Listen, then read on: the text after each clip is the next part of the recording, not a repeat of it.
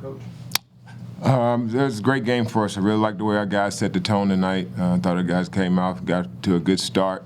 Offensively, really sharing the ball. Defensively, we were really stingy defensively and rebounded the ball well. Got a chance to get a lot of guys some run tonight. Really got deep into our bench because we took care of our business there in the first half and really came out in the second half and set the tone again. I thought those first four minutes of the second half were big for us. We continued to extend the lead and had a great opportunity to have a great night. 21 assists on 35 made field goals is a recipe for a lot of success for us. Question from Miles, Chris? Seemed like you guys got a lot of good looks. You jumped on with the free ball early. What did you see offensively? I just thought we were clicking offensively. Like Coach mentioned, we were really sharing it, making sure everybody got a touch and just kind of get the rhythm going on the offensive side of things. But I also thought our defensive allowed us to kind of pick up our dander a little bit and really just play aggressively, play free, and kind of allowed us to control the game really early from the jump. How important was it to play well going into SEC play? You want to have a good rhythm going into SEC play for sure. Definitely wanted to close out home floor. Just take care of business. Last one before conference play gets going next week, and we really get into it. So we wanted to just kind of let everybody know that this is what we're capable of and something that we're going to continue to do. Cool. Appreciate you, baby. For sure. Thank you, Coach. You left, I think, 3 of your 5 leading scorers on the bench to start the game, but it seemed to work and flow well for you tonight. Talk about what went into that decision and what you thought was working, maybe the substitution pattern and everything. Well, it's just, I think I know my team. I know my guys. I see them every day. I deal with not only basketball stuff with them. I deal with life things with them. So I know my group. I know, Liam is a guy. He's just a really analytical guy. It takes him some time just to see some things, and he don't want to be a guy that's out there making mistakes early on. So it helps that Q, starts for him. Again, I think he's going to be more of a closer for us. But both of those guys have closed games for us. Jordan's the same way. I just think he's a much better player when he's fresh. Him and Ezra. So it's and then we get a chance to take advantage of different skill sets. We want to get Miles is shooting involved in the game. Want to get Tyron going downhill.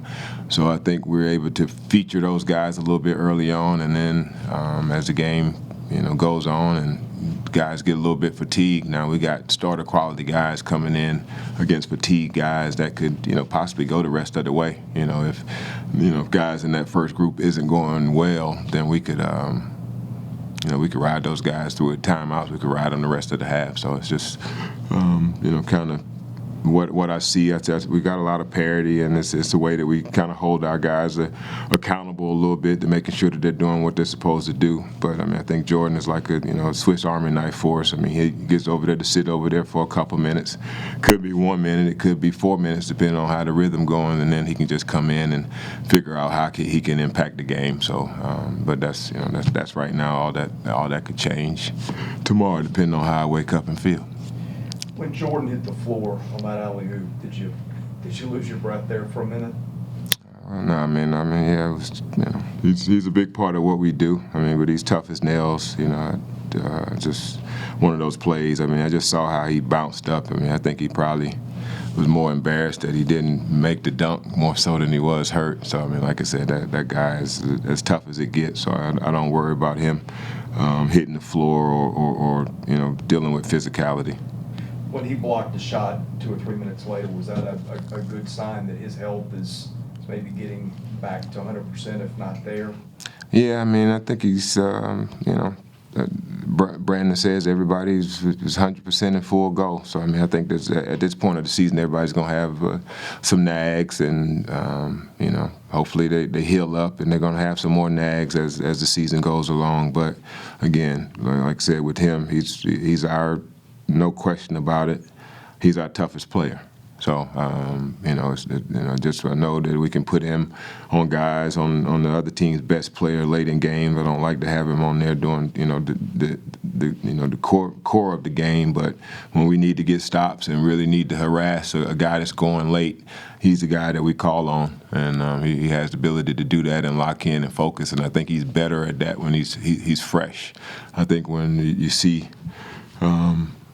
marginal Jordan and sometimes bad Jordan is when he gets fatigued. But whenever he's fresh, he does a lot of positive things for us.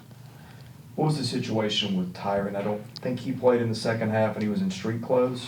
He had a calf strain. You know what I'm saying? We don't know how bad it is right now, but I thought he really set the tone early on coming out, and first play, pick and roll, made the right read. Was really aggressive. Was able to play above the rim a little bit with some sets we had against the zone, but just had. But I thought Noah came in and did some really good things for him. Filling in the second half, shooting the basketball. I thought he did some good things in the first half. He was aggressive offensively and was very solid defensively. I think he only had like one middle drive that pulled some triggers. Other than that, he guarded square and did a really good job. You've described your team as a three-point shooting team. How important was it to hit 14 of them tonight? You hit 38%, but it was above that for a while. What's it mean to you to get your offense going like that heading into SEC play? Well, I think out of that first half, out of those 47 points we had in the first half, 35 of those came after we touched the paint. So, even though we were, shooting the three well, we were still getting in the paint. We were pulling triggers, and I think that's a good recipe for us. And it's not only just dribble penetration. We punch it in the post. Those guys make great reads, kick it out, once they collapse. But it's not every night that, it's great if we could, find. I think that happy number for us is somewhere between 10 and 12 threes. I think if we can get between 10 and 12 threes, we're going to have a good chance to win every game that we do that with, defending the way that we're capable of. But we're not going to shoot that way every night. So I think it's important for us to continue to get to the free throw line, get in the paint. Lim has a mismatch or something in there that we can work the ball into the post and take advantage of his strength of finishing around the basket. Quentin is a good finisher around the basket. So on different nights, we'll have a different attack, but it's good. We need to see the ball go in. We got really good shooters, and whenever that three ball is going for us, we can get some separation if we continue to defend the way that we did tonight. Awesome. Thank you. Cool.